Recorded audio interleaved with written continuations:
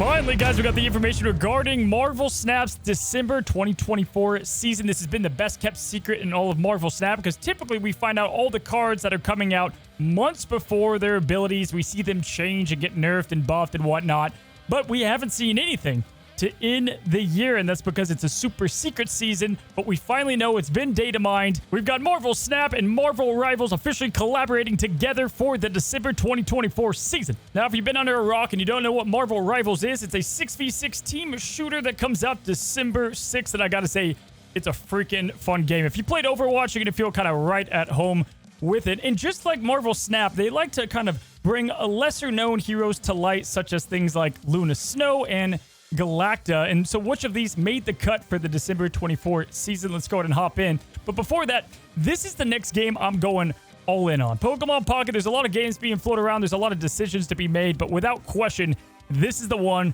that I'll be covering next. And I've made a brand new channel actually today, and I'll be launching a video this week. If you guys plan on playing this game, if you guys want to see me create content, be it another Marvel game, this will be the place to subscribe to check it out. I decided ultimately you guys did vote on this poll here, and I appreciate you guys wanting it all on one channel, but I think it's probably best to go ahead and do a Rivals channel and a Snap channel just so I can have, content for both games. Anyway, let's go ahead and talk about the cards in the December 24 season. All right, so let's go ahead and dive right into the season. We start here with the official banner and the season pass. We see that we have a Hela and a Doctor Strange variant that come right from Rivals, and then we also have a Marvel Rivals shop takeover as well. So the typical stuff that you see within a season, but I expect there to be even more and to find out more as we go into that season. Let's go ahead and talk about the cards. So as the title said, guys, we have a lot to go through today. It is early, and we're going to go through probably the biggest patch that Snap has ever released. And we start with the Season Pass card for December, the flagship character of Marvel Rivals, and that is Galacta, Daughter of Galactus. Ridiculous ability. A 4/6 with the ability of each turn, the first card you play at another location reveals with +3 power. So each turn, the first card you play at another location, meaning probably both locations, are going to be able to get +3 power, making this a ridiculously good statted card, especially if you play on Curve. That's going to be, +12 power that you can add. If you cheat it out with something like Psylocke or some of the cards that we might talk about, then you can even get more. So this is going to synergize with just about everything. I'm not going to star rate on this video, but I'll say that this is going to be a damn good card, and that's going to be obvious. I expected for Galacta and Luna Snow to be really good, as that's Marvel Rivals kind of main characters they're introducing, at least in my opinion. But yeah, we're starting off December with a bang. Next up, we have Luna Snow, who, if you don't know, newer character to Marvel, really cool character within the game in general. But Luna here looks to be like the best ramp card ever. I don't know, in my opinion, looks insane. A 3-cost, 5-power card. You guys can see the ability on reveal. Add an ice cube to each side of this location. So if it's played in the middle, it gets 2. And if you want to know what the ice cubes do, well, it's going to give you +1 energy at the start of the turn, and then it destroys itself if the location is full. And so you can play this on one side or another to get at least 1 ice cube down, or even 2, which means this can ramp out really quickly. The ice cubes don't have any stats to them, which is, it's filling up the lane, but it does destroy itself. And this is ramping into turn 4 with 2 extra energy, meaning this is, to me, just a much better Wiccan. It feels like it kind of fits into most decks. You don't have to do anything crazy. You get at least 1 energy if you play her on one location, if you're not able to play her in the middle location. And so this will be the first spotlight card, it looks like, after it's going to come alongside Galacta. Luna and Galacta come out together. Man, these are crazy. Next up, we have Penny Parker, a 2-cost, 3-power card. On reveal, you're going to be adding a SPDR Spider to your hand, and when this merges, you get +1 energy next turn. And so Penny seems okay. Let me break it down why I think it might be a pretty good card. The Spider Bot that it adds can be merged with anything. It doesn't have to be with Penny. Of course, if you do merge it with Penny, you're going to get the +1 energy. But what's cool about this is when this card merges with something, you can move that card next turn, making any card having the ability to move, kind of like a Madam Web. It's a 3/3. Penny's a 2/3, so it does curve out nicely. I think this is a really cool play to curve out onto and then save this for a card that you want to put it onto, or just make a supercharged Jeff or whatever you want to do with it.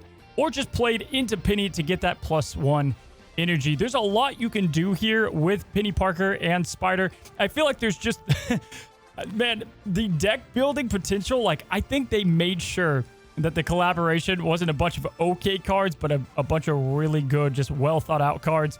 Again, for all these, it's early. It's like I woke up at 4 a.m. this morning, 4:45.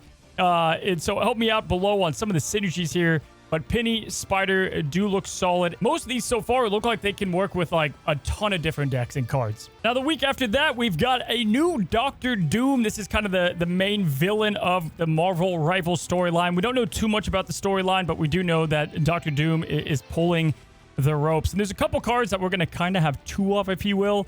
We already have a Doctor Doom, and that's going to be important when we read this ability. So it's a 4/2, which is obviously pretty underwhelming stats. After each turn, you're going to add a Doombot 2099 to a random location if you played exactly one card. So kind of like Thena, right? What's crazy about this, so it's going to add a Doombot, but the Doombots, what do? Well, they're a 4/2 as well, and ongoing, your other Doombots and Doom have +1 power. So you're going to be playing the Doctor Doom, it's going to be adding a Doombot, and then adding another Doombot.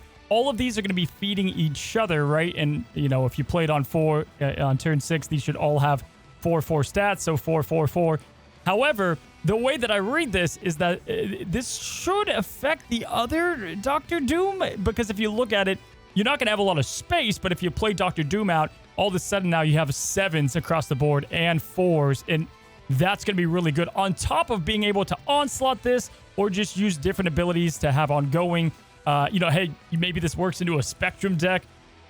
To me, this reads like a card that I would probably want to play with potentially Patriot and an Onslaught build. You know, we're going to have to see how that all works together. But Doctor Doom, I know, is a must for a lot of people just because of the character alone, but also looks extremely strong. And yet another card that can kind of work with everything. And that's, again, what we're seeing, that common theme here of a really flexible season.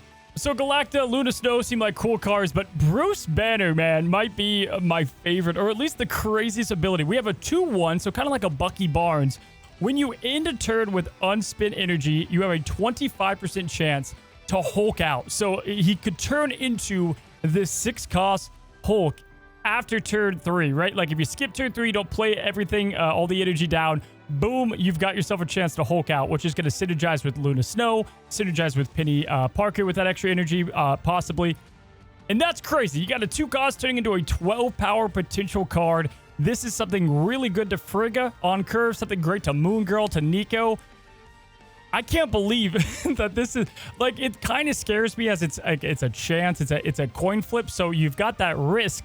But man, it's going to feel bad if you play this down and on turn 4, this thing's already a Hulk and you've got to deal with that from the opponent's side. Cool flavor build. I just think it's a fun card put together, and it's kind of great to finally have Bruce in the game. Now, Bruce Banner's going to close out December. In the first week of January, we've got 3/3 Rocket, Raccoon, and Groot, which, if you don't know, in the game, you can be Rocket and go on Groot's shoulder. It's pretty cool. Groot's a tank, Rocket's a healer.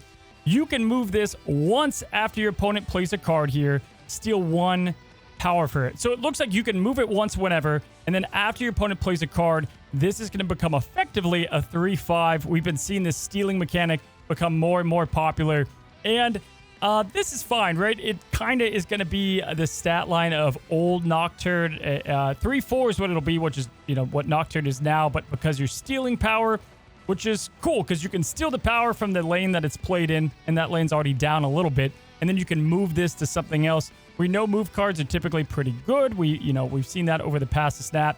This is probably not my least favorite, but the one that I think has the least, I don't know, crazy things that you could do with it compared to the other ones. But it is nice to have another move card on top of the Penny Parker, being able to move stuff as well. So 3/3, Rocket Raccoon. Could this be it? This is the first maybe good Guardian of the Galaxy card outside of, Rocket and Bounce and a couple other niche scenarios. Maybe they have to come together to be good, what we've been asking for.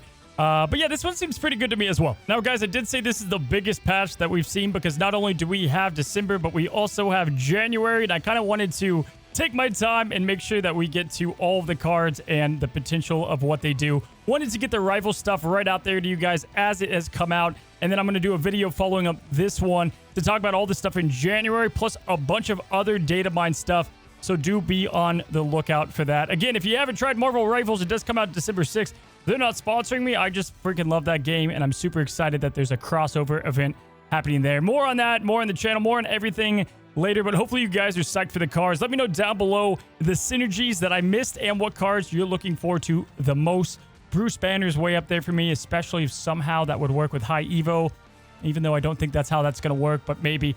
Who knows? Anyway, guys, have a good one. Have a great one. We'll see you in the next video, and happy snapping.